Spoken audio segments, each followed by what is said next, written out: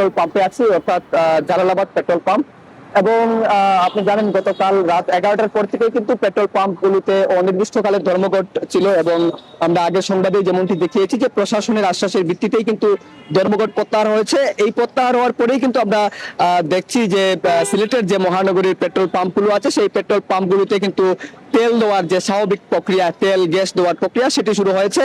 এবং যদি জানিয়ে রাখি, সিলেট বিভাগে 200 প্রায় 60টির মতো পেট্রোল পাম্প রয়েছে। এর মধ্যে সিলেট মহানগরীতেই 77টি পেট্রোল পাম্প রয়েছে। এই পেট্রোল পাম্পগুলোতে তেল গ্যাস দেওয়ার যে কার্যক্রম সেটি ঘোষণা হওয়ার পরপরই কিন্তু এখানে শুরু হয়েছে।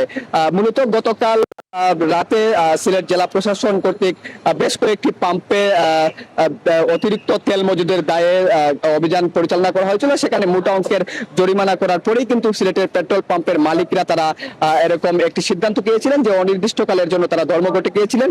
এই ধর্মঘটের ফলে আমরা দেখেছি প্রায় 15 থেকে 16 ঘন্টা গ্রাহক যারা রয়েছেন, ভোক্তা পর্যায়ে যারা রয়েছেন, যারা তেল গ্যাস সংগ্রহ করতে এসেছিলেন, তারা ভোগান্তির মধ্যে পড়েছিলেন।